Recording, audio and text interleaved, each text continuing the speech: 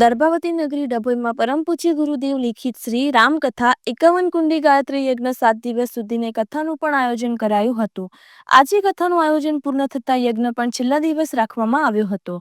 51 કુંડી ગાયત્રી યજ્ઞ મોટી સંખ્યામાં લોકો જોડાયા હતા। શ્રી રામકથા નિમિત્તે નગરમાં ભવ્ય શોભાયાત્રા ડભોઈની ઉમા સોસાયટીના કોમન પ્લોટમાં રામકથાનું આયોજન ડભોઈ ગાયત્રી મંદિરમાં ભગવતી પ્રજ્ઞા ભવનના 22મા વર્ષમાં મંગલ પ્રવેશ નિમિત્તે જાણીતા ડભોઈના પ્રજ્ઞાપુત્રી રશ્મિકાબેન પટેલના મધુર કંઠે શ્રી રામકથાનું આયોજન ડભોઈની શ્રીનિવાસ સોસાયટી ખાતે મા ભગવતી પ્રજ્ઞા ભવનના 22મા વર્ષમાં મંગલ પ્રવેશ ઉત્સવની ઉજવણી નિમિત્તે ડભોઈના પ્રજ્ઞાપુત્રી કથાકાર રશ્મિકાબેન પટેલ દ્વારા ડભોઈ ઉમા સોસાયટીના કોમન પ્લોટ ખાતે ભવ્ય શ્રી રામકથાનું આયોજન કરાયું છે। જે નિમિત્તે જ્યારે બપોરે 1 થી 5 સુધી 466મી શ્રી રામકથાનું પ્રજ્ઞાપુત્રી રશ્મિકાબેન પટેલ કથા રસપાન કરાવશે, જેનો ડભોઈ તેમજ આસપાસના ગામના ભક્તજનો આ જોવાછુ તાલુકાના લોકો પણ મોટી સંખ્યામાં તેનો લાભ લીધો હતો। રિપોર્ટર ફઝલ રજાક ખત્રી।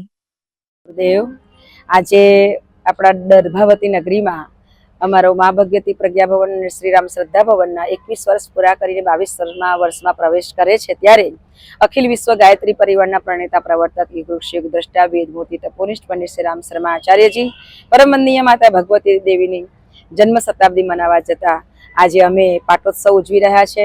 શ્રી રામ કથા 7 દિવસની થઈ અને આજે અંતિમ દિવસ પૂર્ણાહુતિનો દિવસ છે। 51 કુંડી મહાયજ્ઞ કરી અને અમે આ ઉત્સવ મનાવ્યો છે। પરમ વંદનીય માતાજીની જન્મ શતાબ્દી 2026માં આવી રહી છે, સાથે પરમ પૂજ્ય ગુરુદેવે પ્રગટાવેલા અખંડ દીપકની પણ જન્મ શતાબ્દી છે।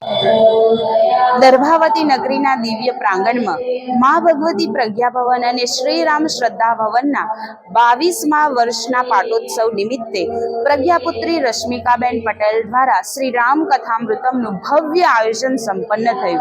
તેમાં અનેક ભાવિક ભક્તોએ ભાગ લીધો।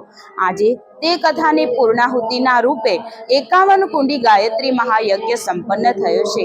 આ યજ્ઞ દરમિયાન અનેક યુવાનોએ પરમ વંદનીય માતાજીની જન્મ શતાબ્દી વર્ષ નિમિત્તે કેટલા સંકલ્પો હાથ ધરી સમાજ અને રાષ્ટ્રના ઉત્થાનના કાર્યો કરવાના સંકલ્પ કરી અને આ કથાની પૂર્ણાહુતિ થઈ।